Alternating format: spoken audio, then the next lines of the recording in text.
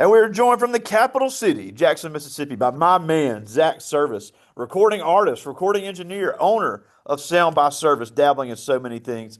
We thank you so much for taking some time for us today. This is our entrepreneurship class. It's the third time you've joined us, and it's always a treat. I got a room full here with me at Velma Jackson High School, recording this for all of our friends in Madison County Schools, Madison Central High School, Ridgeland High School, Germantown High School, the Academic Options Center, and our YouTube channel. So thank you for fitting us in your busy schedule today.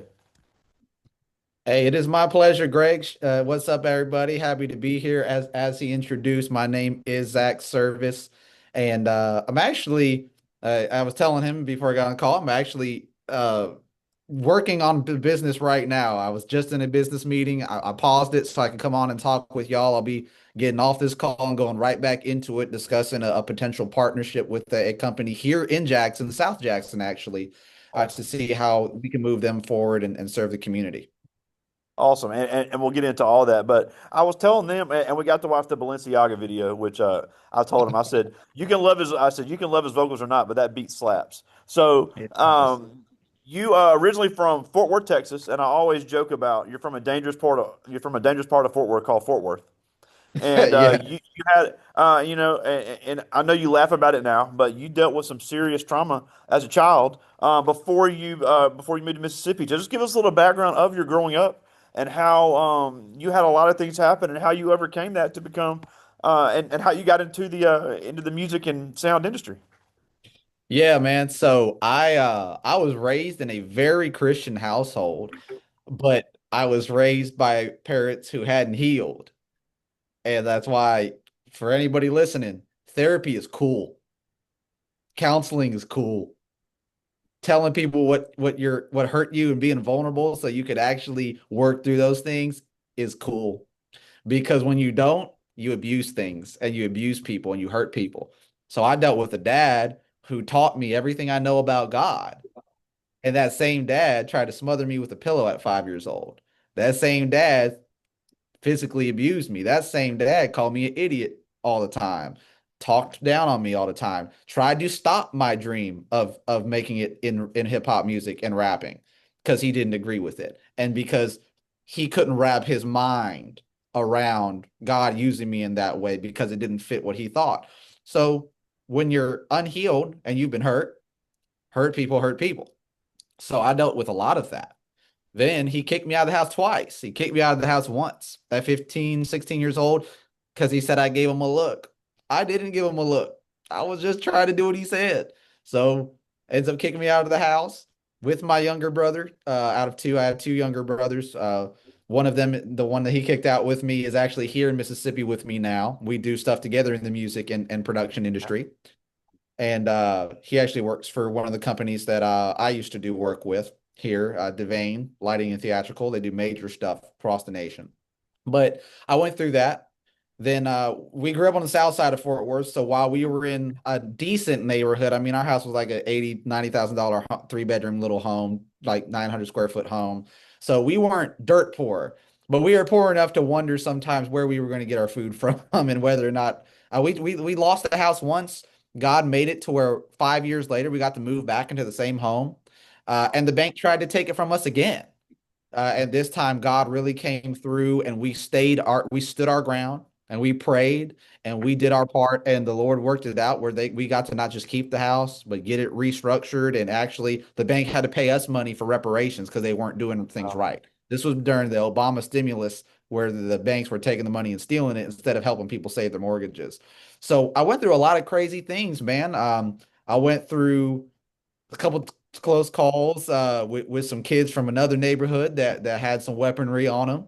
I've had friends of mine actually get shot because they were wearing purple and it was dark, and someone thought they wore red and thought it was they were gang affiliated.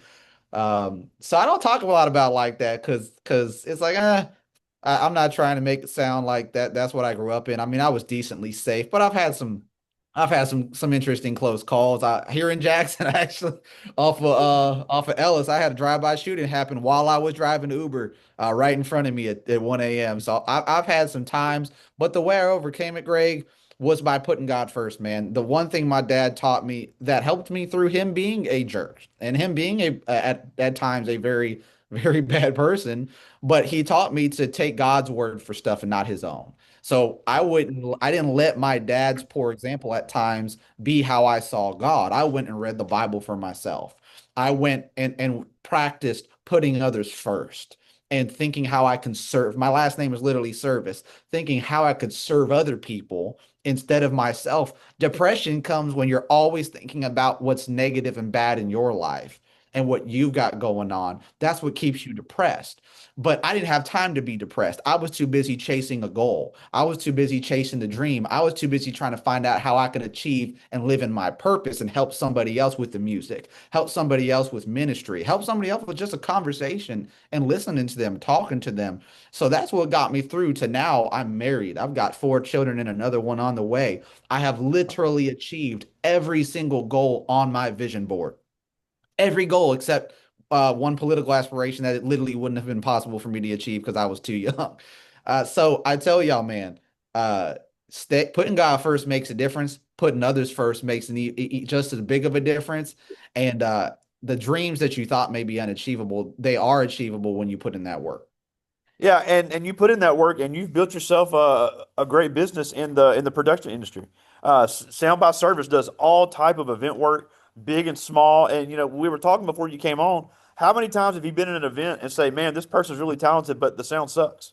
It really is Oh, an a industry that lot. has got new technology, and you talked about serving others, artists and people, pastors, people putting on events. They need somebody to have great customer service to make sure their message or their performance uh, gets across to the crowd. You hear sound guys say, "I look around, if I see people not dancing, I'm not doing my job." So Yeah. we all see the people on stage, but the sound and the production is such a big part of it, and it's such a lucrative industry with so much technology in it now. Yes. And I'm trying to work on, and maybe this is something I'll be able to achieve in the nearer future now that I've kind of gotten to a more stable place.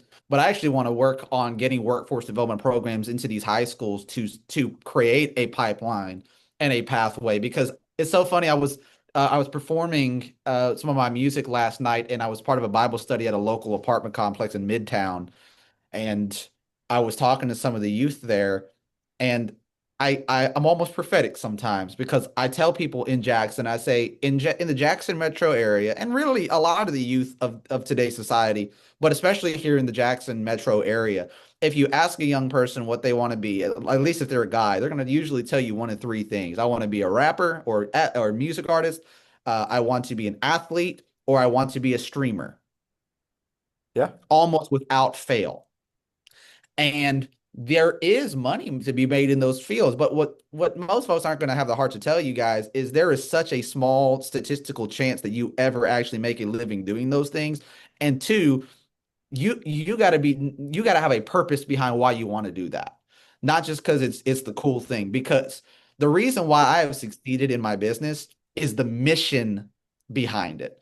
My there you mission go. with Sound by Service is to make superb sound simple. And even though we do way more than just sound, my goal is to make the process of getting excellence from your entertainment very simple and easy for you. I Hey, take the I want to, not to cut you off, but to stop you Go right there ahead. because you mentioned about your mission. We're writing mission statements right now. You just Oh had a wow. great mission statement, and it was very simple, very catchy, and everybody knows what you stand for because you'd be shocked about how many customers look and see what a mission statement of a company is.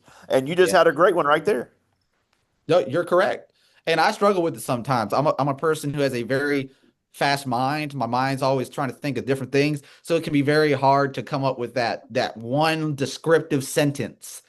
But the more you scale down, you create the foundation to then scale up. If you want to do something big, start There you small. go. There you That's why go. the Bible, and I apply the Bible to all of my principles in how I do business. Because if you do, you'll find, even if you don't believe in God, even if you don't believe in the God whose son is Jesus Christ, which I happen to believe in, you can still find the principles that work. And there are so many valuable business principles, leadership principles, organizational principles found in the Bible, one of which says, do not despise the days of small beginnings. And what the word despise, most people think it means to not like, but despise actually means to disregard. So the Bible says don't disregard the days you start small because if you can perfect and master something at a small level. The Bible also says if you're faithful with little, you will be given more. And if you're not faithful with little, they're going to take that from you and give it to the guy who has a lot because he was faithful with the little. So, There you y'all go. ever wondered, like, why does that guy keep getting more and more opportunities, and you're not going to give me? Because he's showing that every time he gets something put in his hands, he doesn't make excuses. He gets something done. And you're over here making excuses for why you didn't show up on time and why you didn't wake up and why you didn't give 100%. And I ain't calling anybody out, but if the shoe fits, kick it off and stop wearing it. And if you know you're that person who does get more, keep building, keep being faithful. But understand, it's not your talent and it's not your amazing ideas that get you to move forward in life. It's your faithfulness. It's you showing you can be trusted to do what is asked of you and do it well with a good attitude. So the reason why I'm successful in every venture I go into, whether it be ministry, whether it be leading in a church, whether it be leading in a business, whether it be anything politically, because even though I lost the race for mayor, the mayor still shakes my hand and we still talk, and I still talk with his assistant, and I still talk with his planning and development director. I can call them and they'll pick up the phone right now and work with me because they know that Zach's not on some BS.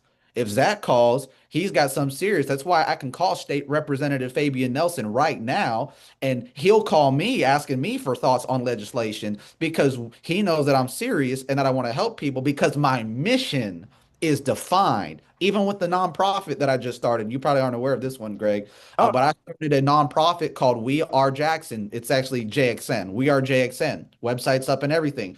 And here's my mission statement. We exist. We are a 501c3 nonprofit organization that exists to build a bridge between the community and their local government through conversation, education, and collaboration.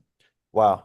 Right there, that paints a picture. And that mission is what allows me to not only serve my community and accomplish my purpose, but it's actually going to become a vehicle for me to become successful as well, because then I'm going to be able to build my network. I'm going to be able to accomplish more things in the field that I care about. And it's also going to create opportunities for income for my name to grow more. So not only do I get to have purpose met by helping others, it in turn is going to help me and my family. Yeah, and at the end of the day, you talk about all this. At the end of the day, it's all about customer service. Yes. Um, and anybody could be your customer. And especially in your business, you can't show up to a concert or to an event and say, "Man, this music sucks." At Yep. the end of the day, that's a paying customer. There's people. You always have to think. With teenagers, it's such an easy trap to fall into. They say, Yeah. "Well, I think this is stupid. Nobody else is going to like it." Well, you're not the only person that spends money. So it's Yep. all about meeting the customer where they are and seeing what they need. Because just because you like the music blaring loud doesn't mean they're going to want that at their event. The venue Yep. may not allow for it, and it is such a big deal, and such a great skill that you can perfect and make a lot of money in. And you can never be ever be the person that's performing, but still be a huge part of concerts and events. Yes, and I'll tell you, um, attitude, attitude, attitude. Those are the three A's of being successful in anything. The attitude that you have, what you take into the scenario. Let me tell you some times where I had the wrong attitude and it cost me opportunities and money. There was a church that I worked with. Now, they did some underhanded stuff too. They hired me for one job, then they wouldn't let me do it. They kept asking me to fix stuff, then they would mess it up because they wanted it to be quieter, right? And I'm trying to explain to them, guys, you can't have this level of definition if you don't turn the volume up. It's literally not possible. It's going to stay sounding muddy until you turn this volume up because that's how this sound system was designed. You can't have a bunch of line arrays and run them quiet and expect it to sound good, right? That's not how it's designed to work. I said, if you want that, get a Bluetooth speaker. I said, or stop using acoustic instruments that make noise and just go all electronic. But there was areas in there to where I was actually able to keep my attitude good, and I was able to keep working with them until we finally reached a point where they hired somebody behind my back and they couldn't do the job right, and they didn't know that that person already knew me, and they knew they weren't going to be able to do the job right because they were just trying to tell them the same stuff I was telling them. But I kept the attitude good, so I was able to make sure I got all my last checks. I still have a good relationship with that church. But then there's other businesses.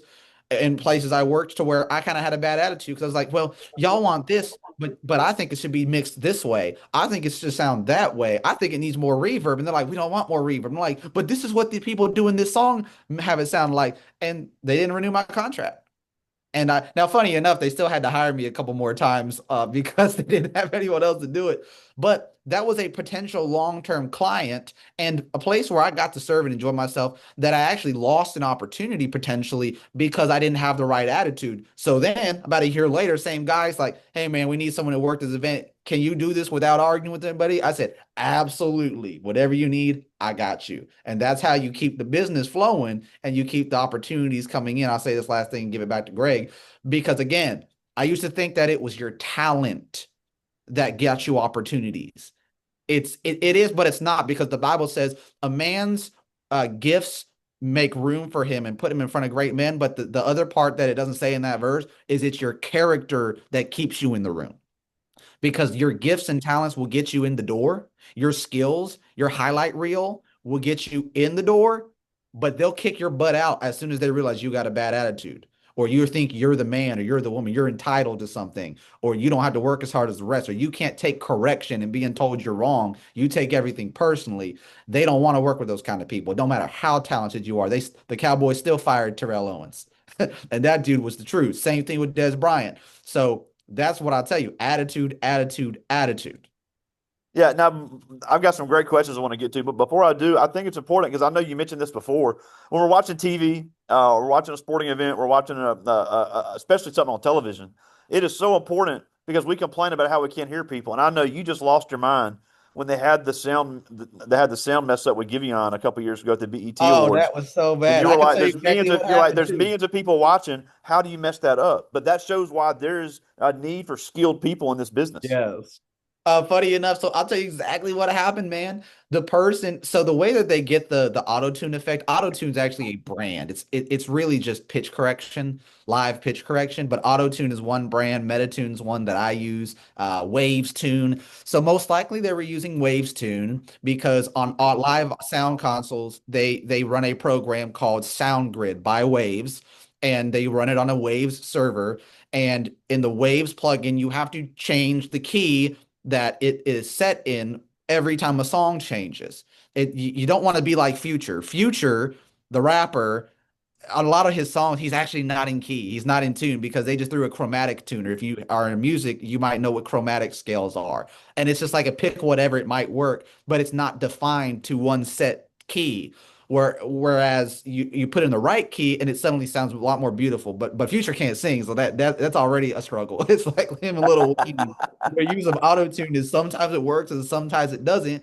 Because a lot of times the engineers don't even know how music works. One of the reasons why I'm so good in this industry is because I'm a musician. I play keys, I play guitar, I play drums. Actually, I drum at my church right. I'm playing drums at my church right now. So I actually know the keys and the musicality of it when I'm producing and engineering. But they had that happen because the whoever was the engineer didn't put the right key for that song. So it wasn't that Giveon was singing wrong, it's that the engineer didn't do his job right. Didn't double check things maybe, or didn't make sure that he read the song list. There's so many things that could have gone wrong, but it does make a difference. So when you're that person who does pay attention to detail, who does show up early and doesn't show up to sound check 45 minutes late, like the guy did to my sound check and had the click track coming through my stage wedges instead of my in-ears during my biggest performance ever in front of over 12,000 people in the Brandon Amphitheater, I'm never working with that dude again. And he's considered one of the best in this state. And he had the wrong. I said, hey, I want to use this particular mic capsule. He said, I don't like that capsule. If you bring it, I'm throwing it in the lake. That's not how you talk to an artist. And this is another thing before I take these questions, Greg. Don't think just because somebody's not cool now, just because somebody ain't big now, careful how you treat them while they're little.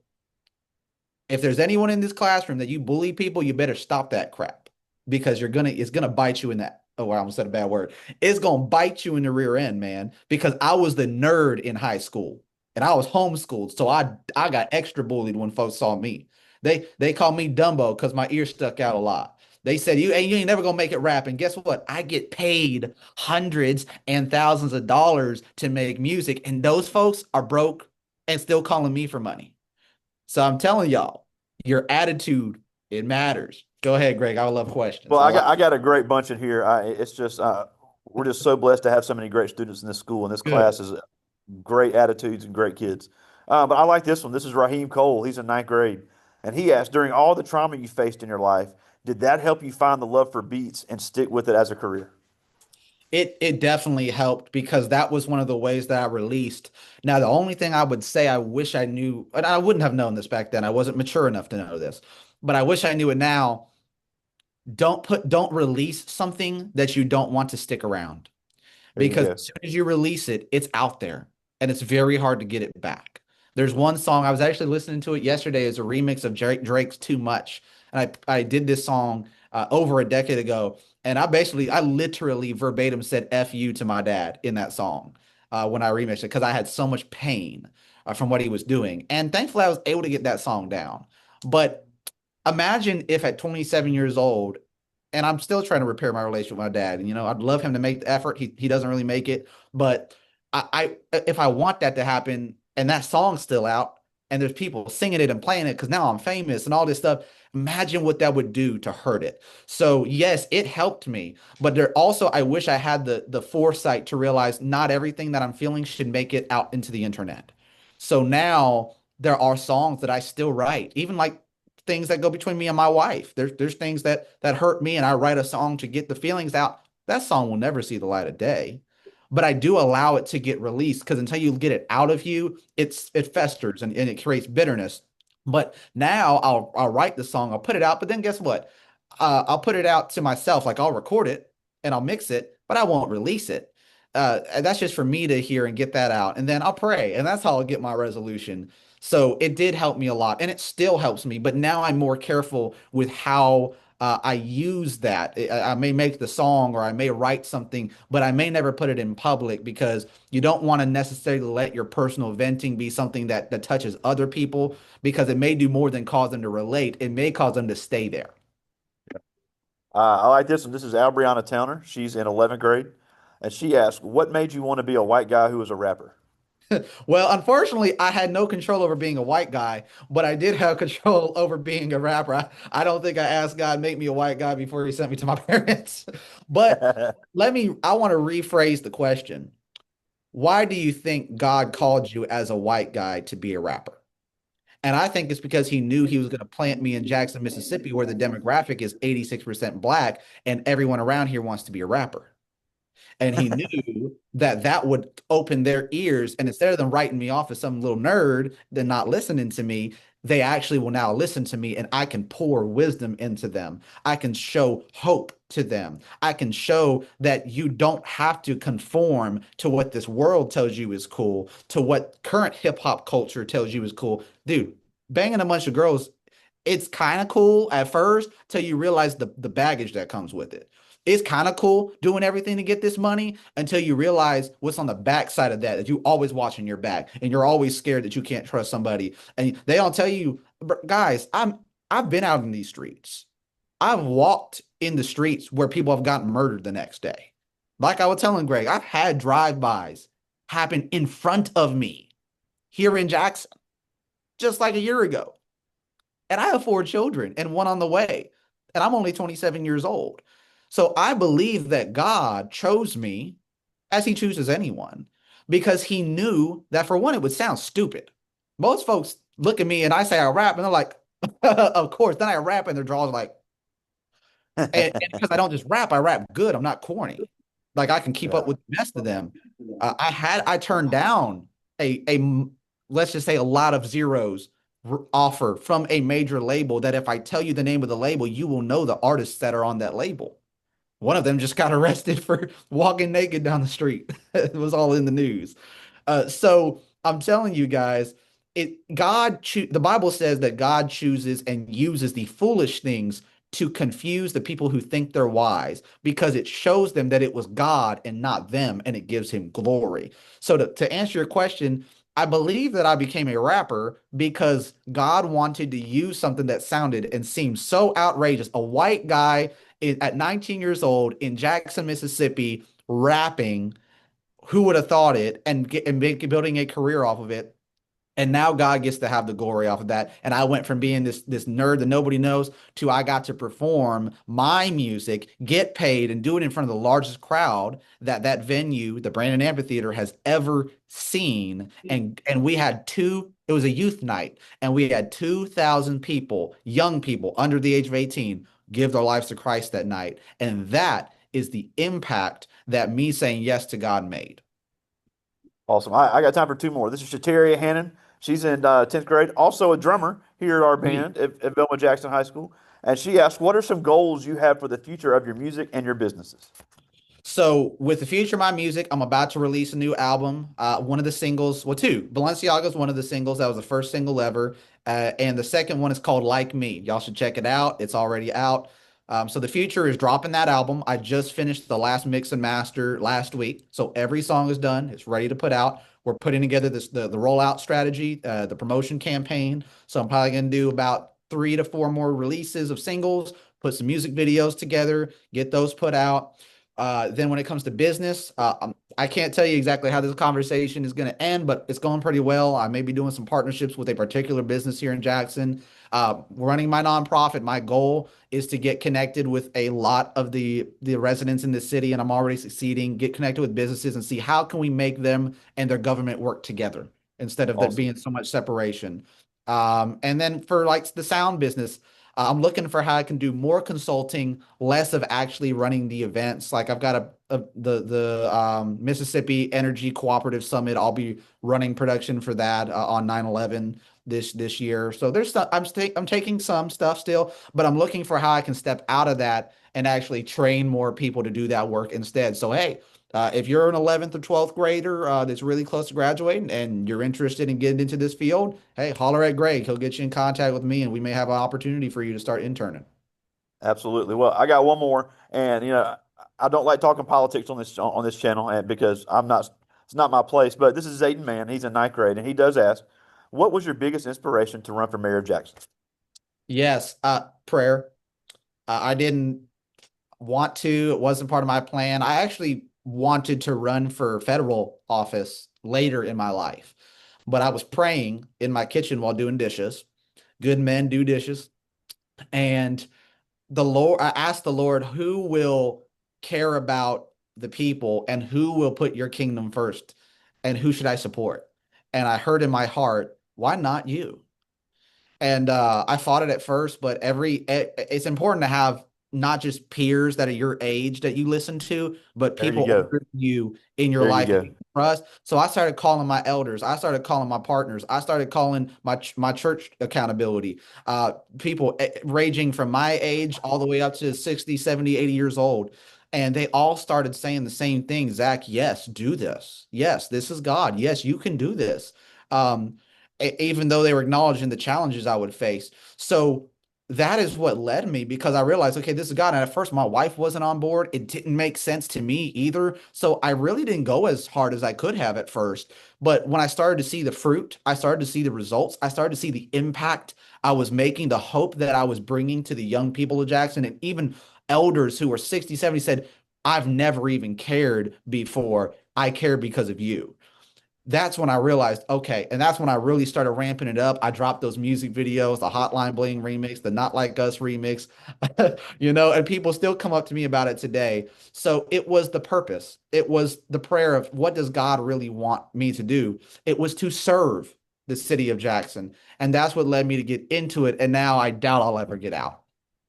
That's They're awesome. trying Now, to get me to run for governor, man. I said, not yet, man. It's too soon for that. well, we're almost out of time, and as always, we thank you so much for joining us. But two quick things before we go. First of all, Zach Servis on YouTube, soundbyservice.com, where you can find your videos and find more information on your sound business. Yes, sir. Now, one thing we didn't get to talk about, but I want to hit on it real quick before we go, is you talked about before you have a background in sales with U-Haul, Yeah. which is, people may think that's silly, but being able to sell your business and speak and Yeah. present is so important to be successful in business because, like I said, I've got a class of incredible kids in here with me right now. And I know I can speak for every other teacher when we say one of the biggest challenges that young people have today is being able to be comfortable speaking and selling. So whether you're an entrepreneur or not, that is such an important skill. So as we wrap up and as they start preparing for life after high school, life in business, why is it so important to master those sales and speaking skills right now in high school? Yes, well, it's important because if you can't sell yourself for one, you're going to get taken advantage of.